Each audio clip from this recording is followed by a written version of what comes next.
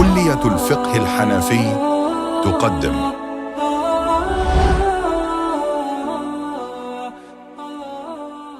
Assalamu alaikum wa rahmatullahi wa barakatuh. So welcome back to lesson 15. We have moved on to this final section regarding the rebels, the bughat. So inshallah today we'll be dealing with essentially all of this chapter.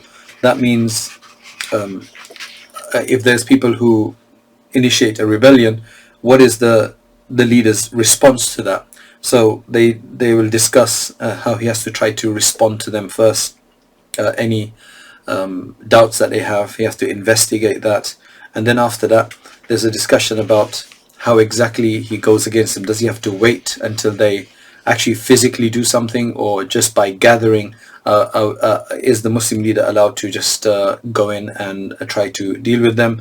Then there's this discussion regarding whether if they have other supporters or they have someone that they can take refuge with, do they have assistance from elsewhere or not? All of that will take into consideration how his response is. There's also a discussion about when you apprehend them, what can you do? Because ultimately they are Muslims. We're talking about Muslim rebels here, right? So then there's a discussion about whether you can take their wealth, or whether you distribute it among the fighters. What happens to their families, their womenfolk, their children, etc. And so these will be, inshallah, the discussion that's happening. And also the time that they had overcome a certain area and collected taxes or whatever, or kharaj or ushar or whatever, is that valid from the people who paid at that time?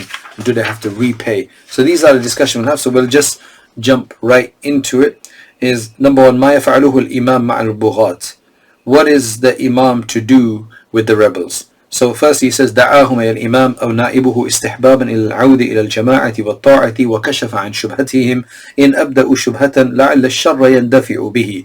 So very simple. What he says is that firstly the imam or the imam's deputy or somebody allocated and appointed by the imam, they will go and invite them back to come back, and they have to do this as a matter of preference. It's not obligatory, right? It's not obligatory, but it's a nice thing to do so that you can maybe resolve it in an easier manner. Tell them to come back to the community and to be back into obedience, and just وَكَشَفَ عَنْ شُبْهَتِهِمْ, and then try to investigate any doubts, if they put forward any doubts, because maybe if it can be resolved with that, that would be wonderful, right? That would be wonderful if it could be resolved with that. It says وَلَا يَبْدَأُهُمْ بِقِتَالٍ حَتَّى يَبْدَأُوهُ. The imam should not be the first to start fighting with them until they start the fight. إبلاءً للعذر. إبلاءً للعذر, which means to ensure that he has been able to exhaust all the excuses, like give them as much opportunity to get back. وإقامة للحجة عليهم, and to establish proof against them that, look, we gave you enough chance, we're not attacking you for no reason, but you are causing a lot of problems. وَلِذَا بَعَثَ عَلِيٌّ رَضِيَ اللَّهُ عَنْهُ إِلَى حَرُورَاءَ مَنْ يُنَاظِرُهُمْ قَبْلَ الْقِتَالِ. It's not the time to go into this history, but Ali رضي الله عنه كرم الله وجهه, he sent Abdullah ibn Abbas رضي الله عنه, maybe even others, to the people of Harura. Right, these were the Khawarij, the founders of the Khawarij who rebelled against him. He first sent these Sahaba and others to them to try to allay any concerns they had, and to answer any questions they had, to debate them before any kind of qital, because it's easier to do that, and we're not looking for war. فَإِن بَدَأُوهُ بِالْقِتَالِ قَاتَلَهُمْ حَتَّى يُفَرِّقَ جَمَعَهُمْ. However, if they do start a fight and they start physical aggression in whatever area against the authorities, then the Muslim leader will fight with them until he's able to disperse their group. So completely scatter them and disperse them and break their consolidation. Hidayah says this is how Quduri rahimahullah has mentioned it in his Mukhtasar concise text. Imam al-Ma'ru, the Imam who's well known as Khwahar Zada, right? He was one of the famous jurists of the Hanafi school. He says that according to our madhab, it is permissible actually to just start off by fighting with them if they have gathered and formed an army. So if they've consolidated themselves and actually formed an army, there's no need to go and try to negotiate with them. You don't have to. If you think that it's a waste of time and you're just going to give them more time to consolidate further, then you can just go and attack them directly. لأن الحكم يدار مع الدليل. Because ultimately the command for fighting or not fighting is based on evidence. Evidence of what is the most useful thing to do and what is the best thing to do, and whether they are going to be harmful or not. So it's based on the evidence of their rebellion. Are they really rebels or not? Now, if they've already formed an army, then what bigger evidence do you need? What bigger? That's what he's saying. وَهُوَ الْإِجْتِمَاءُ وَالْإِمْتِنَاءُ. And the fact that they have consolidated and gathered themselves, and they have a source of resistance now, then it's only going to get worse. So you don't have to negotiate, you can just go in. وهذا لأنه لو انتظر الإمام حقيقة قتالهم ربما لا يمكنه الدفع فيدار على الدليل ضرورة دفع شرهم. This is because if the Imam is then going to wait for them to actually engage in fighting, right? They've got everything ready, they've got weapons, they've got, formations and so on. And if the Imam is just going to wait for them to actually start fighting, maybe he won't be able to repel them afterwards because they're going to become too strong. So that's why this ruling of being able to fight with them is based on the evidence of their preparation, right? And the fact that they're already prepared, and that just shows that they're about to start, because otherwise why would they? And this is this is due to the need of removing their harm and repelling their harm. So that's why they do that. There's a long story about Harura, which is a place near Kufa in Iraq, right? They were the Khawarij. They went out against Ali radiallahu anhu. They were about 8,000 people or 6,000 people. Ibn Abbas radiallahu anhu was sent to debate with them and to remove their doubts. MashaAllah, 2,000 of them at least got it, and they left. 4,000 were left. They were fought with, and some say that there were actually much more, but they kept coming back, and they really made Ali radiallahu anhu's life miserable. And after 4 years, his army was quite tired from fighting them, and then that's why the bigger wars, they weren't able to fight properly, or they were quite tired to do so, and then that's the rest of the history. Anyway, if it reaches the Imam that they've actually started procuring weapons and they're preparing for a battle, for war, to attack, then it's probably most appropriate. It is most appropriate that he goes and takes care of them. He goes and grabs them, captures them, وَيَحْبِسَهُمْ, and he goes and captures all of this, weapons and so on, and he imprisons them. He puts them in prison until they abandon their plans and they become repentant. So دفعا للشر بقدر الإمكان. So he doesn't have to, if he can just capture them, then he doesn't have to start fighting them to kill them as such. Of course, if they get killed in the process, that's different, but he can capture them instead, right? If this is the case where they've just bought weapons, for example, right? The point is that if you can repel their harm with the least amount of murder or killing, then that's better. That's what they're saying. Well, now there is, he clarifies something. He provides a clarification of a statement of Imam Abu Hanifa, which is reported that wherever there's a fitna or some kind of turmoil and chaos that happens between Muslimin, then it is necessary for the Muslim to refrain from that chaos and from getting engaged, and they should sit in their houses, because the Prophet ﷺ said, "Man farra min al-fitnati," whoever escapes a fitna and a fight like that, Allah subhanahu wa ta'ala will free his neck from the hellfire. So that's what Imam Abu Hanifa had mentioned. What does that refer to? Does that mean that nobody should help the Imam here, and they should, because it's a fitna, so they should just sit back and take that literally? So he's clarifying that. He says that statement of Imam Abu Hanifa is interpreted or is related to the case of absolute chaos, where there is no Imam and there's just multiple factions fighting with one another. There's no proper authority. And in that case, what happens is it's just descends into absolute chaos, as it is in many countries, in some countries today, and there's no Imam anyway. Everybody's claiming their own little Imamship, but nobody was properly you can say, pledged allegiance to. So in that case, it's better to refrain from that. أما إعانة الإمام الحق, obviously assisting the rightful Imam, فمن الواجب, that he's saying is actually an obligation عند الغناء والقدرة. When a person has capability and strength, then it's necessary. So that statement of Abu Hanifa is for when it's just so chaotic that everybody's everywhere and there's no proper leadership. فإن كانت البغاة لهم فئة أي طائفة يلتحقون بها أو حسن يلتجئون إليها أجحز على جريحهم أي تم قتلهم. Interesting point. If the Imam is fighting them and there's wounded among them, now remember they are Muslims, so what do you do now? Right? What do you do now? Do you kill them, or do you let them be taken care of? Or are you allowed to basically fight till death? That's the question. That's the issue. Are you allowed to fight till death, or is it just to kind of stop them? So now it depends, because sometimes they fight in factions. It's not all of them fighting at once. What happened to Ali radiallahu anh, he fought with the bulk of them and managed to kill most of them and deal with most of them, but then the few that ran away, they came back with others. So it just depends. So he's saying that if the rebels are a faction, they're just a faction, meaning a faction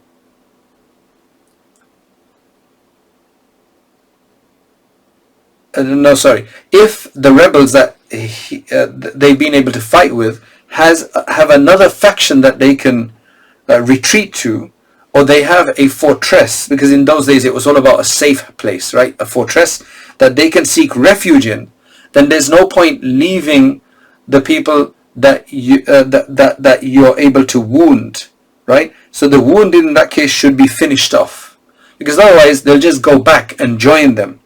That's why in the Sihah it basically just describes that verb أجهز على جريحهم. That's what he says. They should just complete the job with even they're wounded, because there's no point, because they'll just go back, because it's an ideological issue. It's a major issue. It's an ideological problem.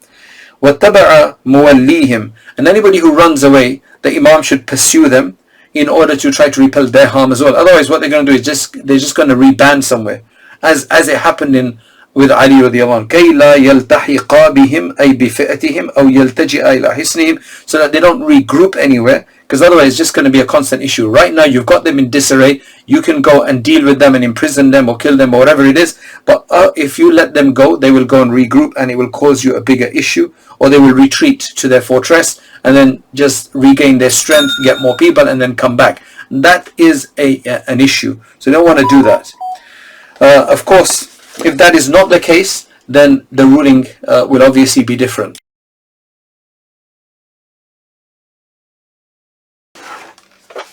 So the discussion was about whether he should pursue the people that run away.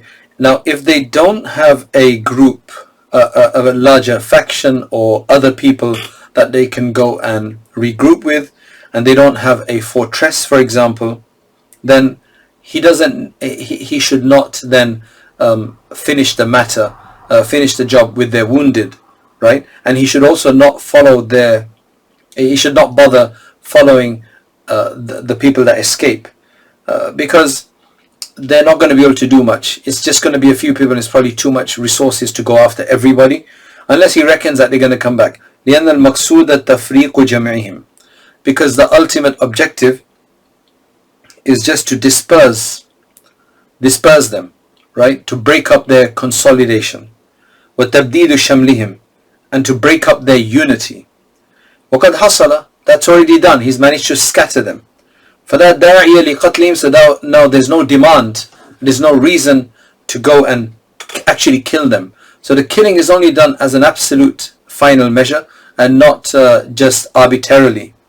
وَفِيهِ إِشْعَارٌ بِأَنَّهُ لَوْ أُسِرَ أَحَدٌ مِّنْهُمْ, this indicates that if any one of them is held captive or is captured, you can say taken as a prisoner, لَمْ يَقْتُلْهُ, you're not allowed to kill them.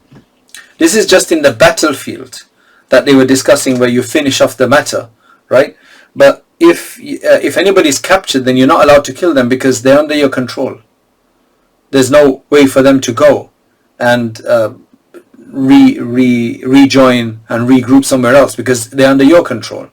So you don't kill them. The purpose is not to kill. إِن لَمْ يَكُنْ لَهُ فِئَةٌ, right? There's no point killing them if they don't have anybody to go to, وَإِلَّا قَتَلَهُ. However, if you think that if you release them, or there's going to be an issue and they could come and release them, then you can kill them, as is mentioned in the Muhit and Kohestani. So that will have to be a deliberation and a discussion that the Imam will have, and the foresight that he has to see what's going on with that regard. وَلَا تُسْبَى لَهُمْ ذُرِّيَّةٌ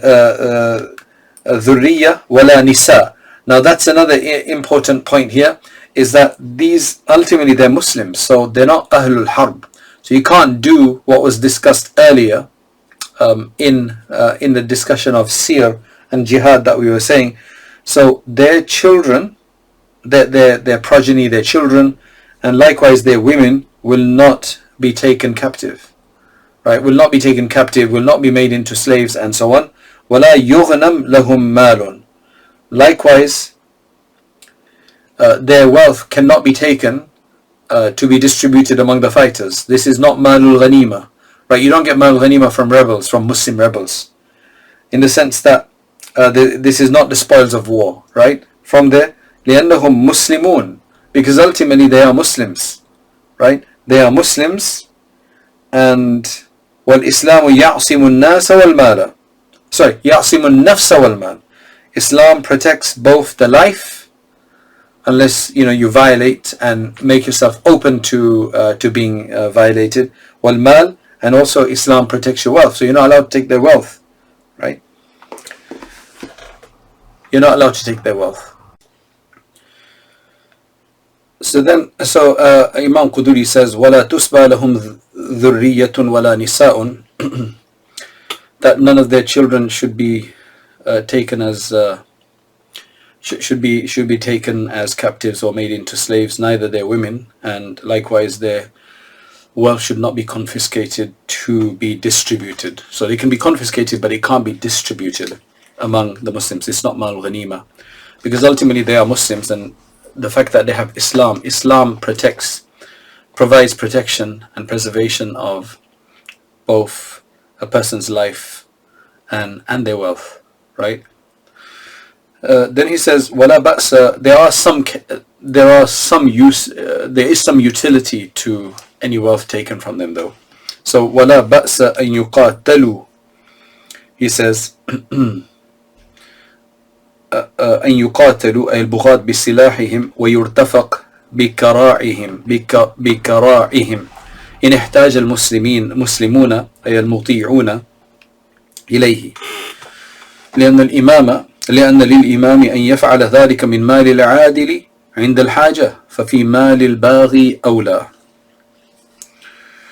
There's nothing wrong with fighting them, or literally speaking, there's nothing wrong with them being fought by using their their weapons. So if you manage to take hold of their weapons and capture their weapons, then you are allowed to use them to fight them with, right? So using their weapons to fight them is fine. And likewise, if they have any qara' usually refers to their mounts. That would mean their vehicles today, their horses, etc. So it would be fine to benefit from their horses, their mounts, to fight against them. So it's okay to use them in the struggle against them, but not to then distribute it among as spoils of war. This is in ihtaj al-Muslimun. Of course, this is only if this is all based on need. Only if the Muslims are in need of this. Which Muslimin? Muslimin who are on the side of the Imam, those who are obedient and obey the Imam. لأن للإمام أن يفعل ذلك في مال العدل. Because when there's an absolute need, or when there's a dire need, then the Imam is allowed to actually do that from and use and benefit from the wealth of even the just Muslims, not these troublemakers, but even the just Muslims. So when there's need, عند الحاجة, he says, when there's need, ففي مال الباغي أولى. So clearly, when there's a need, then the wealth of the rebel, it would be more conclusively and more rightfully the Imam should be able to benefit from there. So hopefully that's clear, that what he's allowed to do, what he's not allowed to do. So what does ultimately, when everything is seized and when they've quelled the rebellion, taken care of it, and they've gathered their wealth and they've imprisoned them, right? Then what do? وَيَحْبِسُ الْإِمَامَ أَمْوَالَهُم. The Imam will withhold their wealth and not give it to them, because usually in all of these things you need wealth. You need wealth to pay people, you need wealth, you need money to buy supplies. You can't fight a war without money. You need somebody to support you. So that's why this is kind of suffocating them and not giving them any of their wealth. This isn't talking about making them go hungry. This isn't talking about starving them. This isn't about giving them, about stopping their nutrition. That's not the point. That's not allowed. You can't stop food from people, but you can definitely destroy you can keep them. You can keep their wealth. دفعا لشرهم باستعانتهم به على القتال. This is to repel any kind of harm that may come from them continuing to use their wealth, their assets, to continue fighting.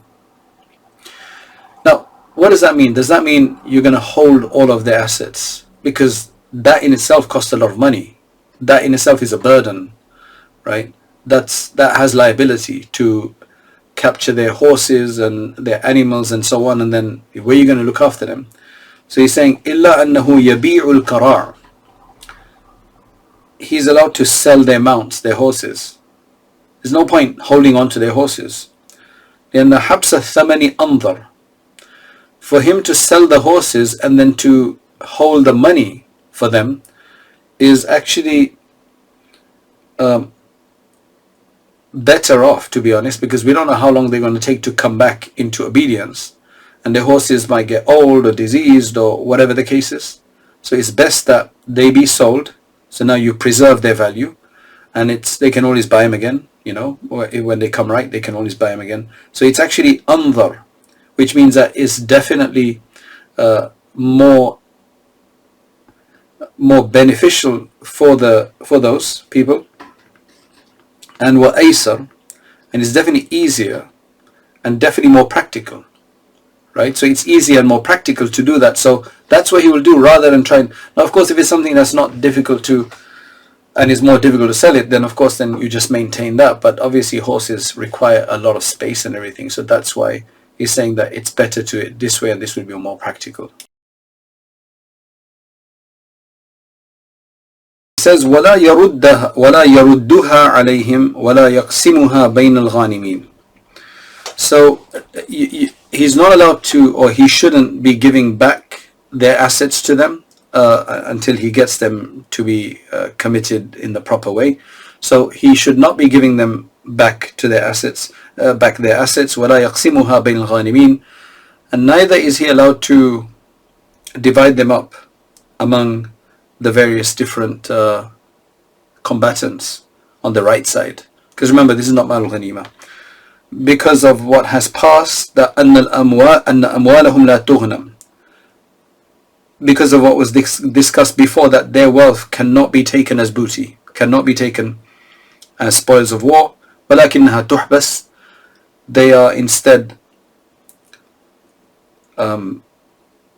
restricted from them, and they're captured and kept away from them. حتى يتوبوا. That's the maqsad of this, until they understand. And mashallah, there's a lot of rehabilitation essentially that has to take place. This is talking about a rehabilitation program. He doesn't use that word, but that's essentially what they do. To rehabilitate all of these people that have been, usually a lot of it is to do with extremism. A lot of it, sometimes it's actually the rebellion might actually be better people, but they're not allowed to do it maybe. Maybe there's a massive injustice going on, so they may be the case, but it's just difficult to go against authority. That's the issue here. That's the whole contention here. Now remember, this is the basic coverage of this. This is Quduri, right? The basic coverage.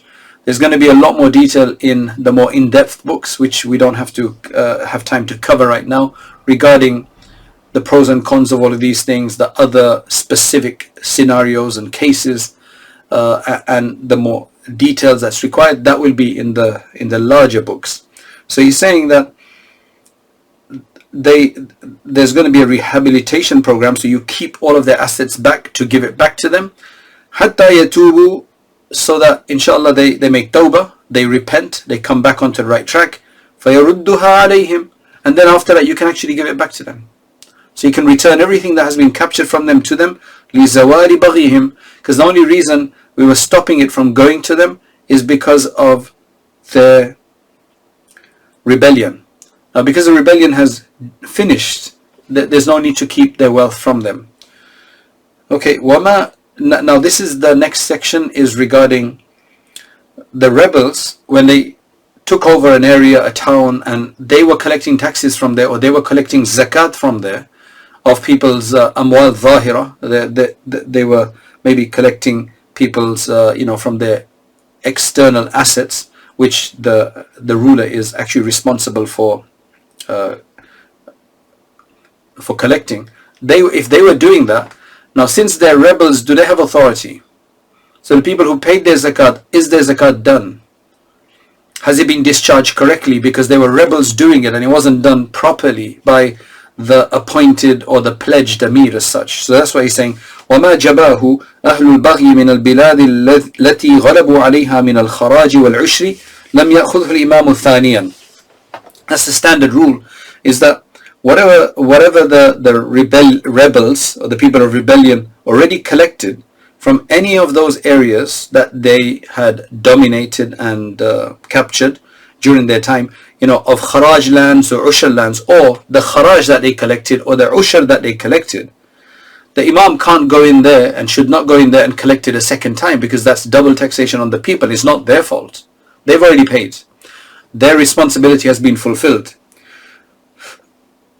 لأن ولاية الأخذ له باعتبار الحماية ولم يحميهم. This is a really interesting point that needs to be understood. The main reason he can't take it is because you can only collect these things based on the fact that you could help them out and protect them and preserve them and provide protection to them. The Imam hasn't been able to provide protection during the time the rebels had them, because obviously the rebels were in charge. So how can you go and then say pay me, because this is all based on protection, right? The ushur and kharaj seem to be related to the whole concept of dhimma or otherwise. So he's saying that that's actually the reason. وَلَمْ يَحْمِهِمْ, and he was unable to provide them protection, so he can't take it a second time. However, there is another aspect to this. فَإِنْ كَانُوا أَيْ الْبُغَاةُ صَرَفُوهُ فِي حَقِّهِ أَجْزَأَ مَنْ أُخِذَ مِنْهُ. Now, from the perspective of the one who gave them their tax, their ushur and kharaj, their tithe and so on, they've tithed it to them.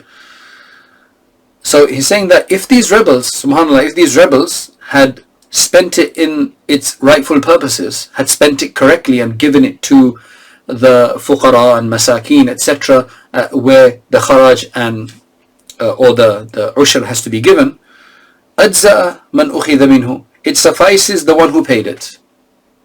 Meaning their obligation to Allah subhanahu wa ta'ala is discharged لِوُصُولِ الْحَقِّ إِلَى مُسْتَحِقِّهِ, because of the right reaching their rightful recipient. Even though it wasn't done by the main imam, it was done by the rebels, it's fine, it's reached the right recipient. وَإِن لَمْ يَكُونُوا صَرَفُوهُ فِي حَقِّهِ. However, if they hadn't spent it in the correct recipients, after ahlahu. Now this is going to be a fatwa, so this is going to be an advisory, right? This won't be an obligation, this will be an advisory. After ahlahu. وَفِي بَعْضِ النُّسَخِ فَعَلَى أَهْلِهِ. So there's two wordings mentioned in the different editions of Quduri. One, it says that the imam will give a fatwa, the mufti will give a fatwa to the inhabitants there, in the case where their money was taken by the rebels and not discharged in the correct places. So ultimately, while it was taken correctly, it was taken from them, it wasn't discharged in the right place. Maybe the rebels used it for themselves or something else. Because again, you can get rebels that are maybe somewhat righteous to a certain degree in terms of acting out the other commands of Allah, maybe not in their rebellion, and other times it's not, they just want to create mischief. So it just depends on them. So if they did not discharge it to their rightful recipients, then the people who had tried to discharge their zakat and pay these taxes, they will be given an advisory fatwa فيما بينه وبين الله تعالى, which means diyanatan, that between them and Allah, meaning as an ethical point, as a consciousness between them and Allah subhanahu wa ta'ala, they should repeat that payment. Meaning it's a better thing to do, so that they're completely clear with Allah subhanahu wa ta'ala and their wealth does get to discharge to the correct people. لأنه لم يصل إلى مستحقه, because their original payment has not reached the entitled recipients. So it's good for them to discharge it again. This is very different from when a person is trying to pay zakat themselves, and if the person gets it wrong, like because of ignorance of the ruling, right, they would have to pay again. However, if they did their best and they found a person who said, I am absolutely in need, and it looks like in need and there's nothing to doubt it, and the person gave him that money, for example, in the middle of the night, in the darkness, somebody said, I need money, it was a stranger there, a poor person, you gave them your zakat, then it turned out later that actually he didn't need it and he was just a scam artist, your zakat is done. Your zakat is done. Now in this case is because you didn't directly do that mistake as such. The mistake was made in between by the collectors. So while it's okay, but it's better between, nobody's going to force you, the ruler can't force you to do it, but it's better between you and Allah subhanahu wa ta'ala to actually repay it again, to make sure that you've discharged your dues. That's what he's saying. قال في الهداية قالوا لا إعادة عليهم في الخراج لأنهم مقاتلة فكانوا مصارف وإن كانوا أغنياء. Now there is regarding kharaj in particular, not Ushur and other things, but in kharaj in particular, and then in Ushur he'll have another ruling. He says, for the sake, when it comes to kharaj, there's no need for them to repeat their payment with regards to kharaj, because these rebels, they are ultimately fighters, right? They were ultimately fighters in a sense. They're Muslim fighters, though they're not correct, but they are still Muslim fighters. Kind of a strange ruling. So they are the recipients of this, and kharaj can be given to Muslim fighters who are in the battle, even if they're wealthy. So even if these people are wealthy, then kharaj, because that is the recipient of kharaj, it goes through the amir to people who can fight. It's not zakat, remember, it's not zakat. So because zakat can only be given to the poor. So that would be fine. That is one opinion regarding kharaj. Then regarding ushur, it says that if these people took it and kept it, meaning the rebels took it and kept it, and they were poor, they didn't have much, and they were just struggling to keep themselves up, then even in ushur that would be allowed, because ultimately it's gone to poor. They're still Muslims, okay, they are violating the rules and so on, and they've done a sin and so on by rebelling, but ultimately they're still Muslims, right? So if they're poor, then they can take ushur money, لأنه حق الفقراء, because ushur is usually given to the poor people, and we've clarified that in the chapter of zakat. So that should be completely fine for them to take that.